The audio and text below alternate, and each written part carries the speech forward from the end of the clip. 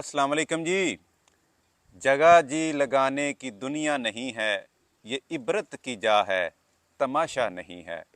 ਇਹ ਜਿਹੜਾ ਕਰਾਚੀ ਵਾਕਿਆ ਹੋਇਆ ਨਾ ਆਇਸ਼ਾ ਖਾਨ ਵਾਲਾ, ਇੱਕ ਆਰਟਿਸਟ ਸੀ ਤੇ ਉਹ ਆਪਣੇ ਫਲੈਟ ਦੇ ਵਿੱਚ ਫੌਤ ਹੋ ਗਈ। ਇਹ ਵਡੇਰੀ ਹੋਈ ਸੀ ਵਿਚਾਰੀ ਤੇ 10 ਦਿਨ ਤੱਕ ਉਹਨੂੰ ਕਿਸੇ ਉਠਾਇਆ ਨਹੀਂ। ਹੱਤਾ ਕਿ ਜਦੋਂ ਸਮੈਲ ਆਈ ਹੈ ਮਹੱਲੇਦਾਰਾਂ ਪੁਲਿਸ ਨੂੰ ਇਤਲਾਹ ਕੀ ਦਿੱਤੀ ਤੇ ਫਿਰ ਪੁਲਿਸ ਨੇ ਆ ਕੇ ਚੁੱਕਿਆ ਤੇ ਪਤਾ ਲੱਗਾ ਕਿ ਇਹ ਜਿਹੜੀ ਆਰਟਿਸਟ ਸੀ ਆਪਣੇ ਦੌਰ ਦੀ ਬੜੀ ਮਸ਼ਹੂਰ ਔਰ ਫੇਮਸ, ਇਹਦੇ ਨਾਲ ਤਸਵੀਰ ਖਿਚਾਉਣ ਵਾਸਤੇ ਲੋਕ ਤਰਸਦੇ ਸਨ। ਤੇ ਇਹ ਵਾਕਿਆ ਨਹੀਂ, ਇਹ ਇੱਕ ਬਹੁਤ ਵੱਡਾ ਸਬਕ ਹੈ ਮਾਂ ਬਾਪ ਵਾਸਤੇ ਵੀ, ਔਲਾਦ ਵਾਸਤੇ ਵੀ ਤੇ ਸਾਡੀ ਡਰਾਮਾ ਇੰਡਸਟਰੀ ਵਾਸਤੇ ਵੀ।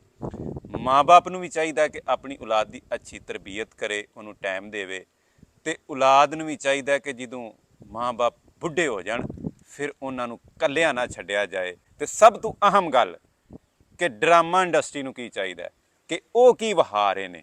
ਡਰਾਮਾ ਇੰਡਸਟਰੀ ਨੇ ਜੋ ਅੱਜ ਕੱਲ੍ਹ ਵਹਾਇਆ ਹੈ ਨਾ, ਉਹ ਹੀ ਆਵਾਮ ਸਿੱਖ ਰਹੀ ਹੈ, ਉਹ ਹੀ ਨਵੀਂ ਨਸਲ ਸਿੱਖ ਰਹੀ ਹੈ। ਤੇ ਡਰਾਮਿਆਂ ਦੇ ਵਿੱਚ ਵੀ ਤੇ ਅਸੀਂ ਇਹ ਕੁਝ ਸਿਖਾ ਰਹੇ ਹਾਂ ਨਾ।